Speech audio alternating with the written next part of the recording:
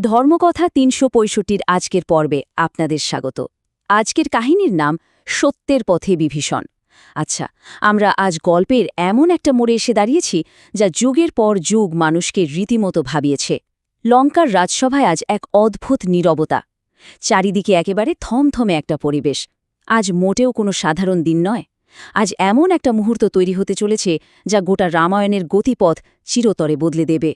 এখানে খুব গভীর একটা প্রশ্ন চলে আসে আমাদের সামনে। ধরুন, একদিকে রয়েছে নিজের রক্তের সম্পর্ক, নিজের পরিবার, আর অন্যদিকে রয়েছে পরম সত্য এবং ন্যায়। এমন অবস্থায় একজন মানুষের ঠিক কী করা উচিত?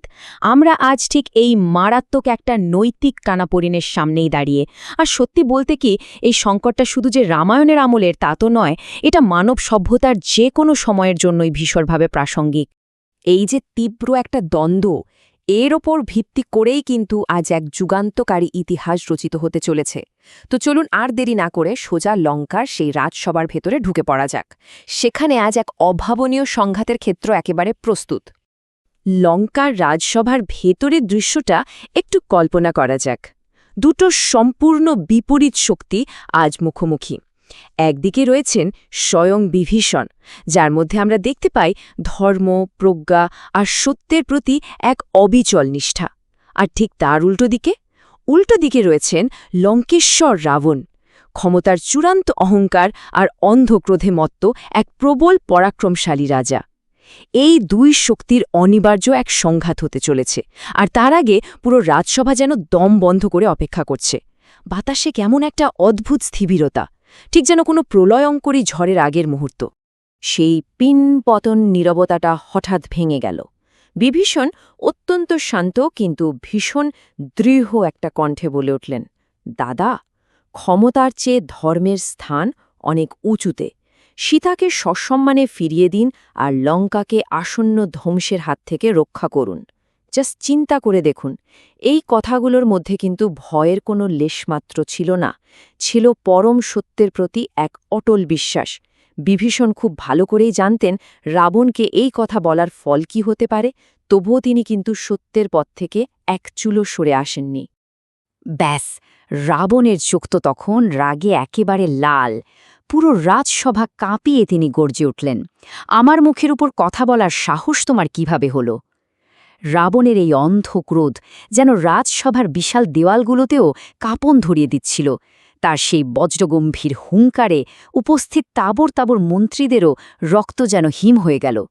কিন্তু সবচেয়ে আশ্চর্যের বিষয় কি জানেন? বিভীষণ একটুও ভয় পেলেন না, এক পাও পিছিয়ে গেলেন না। উল্টে তিনি অত্যন্ত শান্তভাবেই তার শেষ এবং বলা যায় সবচেয়ে গুরুত্বপূর্ণ সতর্ক বাণীটা দিলেন। তিনি বললেন, এটা আমার দুর্বলতা নয়, এটা প্রজ্ঞা। রাম কোনো সাধারণ মানুষ নন। আর এর উত্তরে রাবণ কি করলেন? তিনি রীতিমতো অট্টহাসিতে ফেটে পড়লেন। সেই হাসির মধ্যে ছিল চরম তাচ্ছিল্য, অহংকার আর সম্পূর্ণ অন্ধত্বের একটা প্রমাণ। ক্ষমতার দম্ভে রাবণ এতটাই অন্ধ হয়ে গিয়েছিলেন যে সামনে ধেয়ে আসা বিপদটা তার চোখেই পড়ছিল না। ঠিক এই মুহূর্তটার কথা একটু ভেবে দেখুন। একেবারে চূড়ান্ত সীমায় পৌঁছে গেছে সবকিছু। চারপাশের বাতাসে একটা ভারী দমবন্ধ করা উত্তেজনা। সবাই একেবারে স্তব্ধ হয়ে দেখছে এরপর কি হতে চলেছে।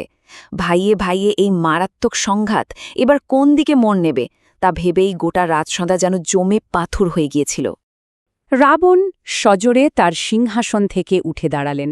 তার গলা যেন বাজ পড়ার মতো আছড়ে পড়ল পুরো রাজপরিবারে। যদি তাকে এতই ভয় পাস, তবে বেরিয়ে যায় এখান থেকে। এই চূড়ান্ত নির্বাসনের কথাগুলো পুরো রাজসভাকে যেন আরও স্তব্ধ করে দিল।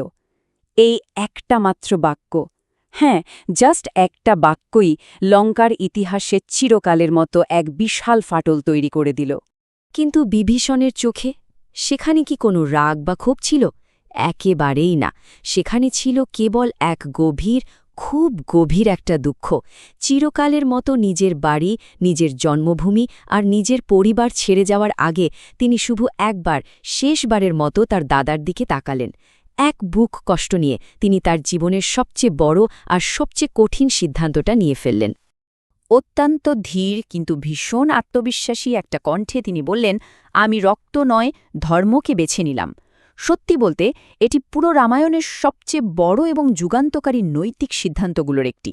এই একটা কথা পরিষ্কার প্রমাণ করে দেয় যে সত্যের প্রতি তার নিষ্ঠা ঠিক কতখানি প্রবল ছিল।